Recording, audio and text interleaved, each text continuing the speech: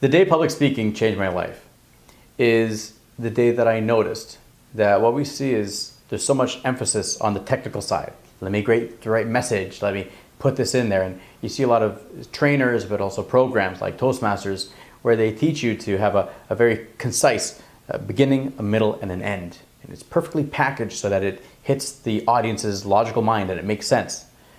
But the problem is that as humans, we're attracted to story and to emotions, and it's actually very little about what you say, but it's more about how you say it that transfers and makes your message impactful, makes it meaningful. And so for that, we must look at what is the emotion that you're sharing when you're speaking. And a lot of times, maybe you've been there before, you've seen a speaker and you walk out and you don't remember exactly what they said, but you remember how you felt. You were captivated by their emotion and their energy. And that's what I'll be sharing with you today, is how you can make this a switch that you actually become a more effective speaker based on channeling what happens and flows from you when you are speaking. Because when we look at the most authentic speakers, they're not planning out every single word. They're not going, let me put this story in here and that story there. They are rooted in themselves. They are grounded, they are calm, and that's what gives them access to transfer emotion to the audience. There are three key components to become a more authentic communicator, and I'll share this with you. First, it's write down what matters most. Make a list. What matters most in your life? What's a high value for you? What's a central theme for you? When you have these written down, what it allows you to do is to allow yourself, where am I coming from every time that I share my message? Be it video, be it on a stage. When you come from that place, you're going to come from an aligned place, and that's going to allow for your message to be more authentic and to resonate with your clients. So first, write down a list of everything that matters. The second step is stop caring. Okay, stop caring.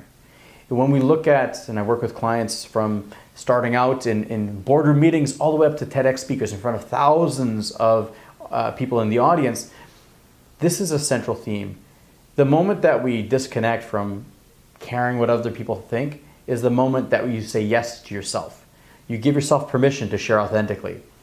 And you allow yourself to go, what is it that I really want to put out there in the world, instead of what is it that everyone else is expecting of me? When we create that distinction and you stop caring about what they think, that's what allows you to line up to be yourself. And the third one is you have the things that matter to you, you've stopped caring. And now the third thing is it's embracing polarity. We must polarize to monetize. And why that's important is because as you share your message, some people are going to like it, some people won't. And that is the place where you come from authenticity. When you genuinely care about them, when you say, this is the message that I want, this is what's going to connect with my clients, this is what I believe in, that's when you get the power from authenticity, because you're not trying to win the entire audience over, you are bringing in your ideal clients because they're going to connect with you and your message. And you must polarize to monetize. Anybody who stands out from the crowd is doing so because they are different, because they're being themselves, and most importantly, they're being authentic.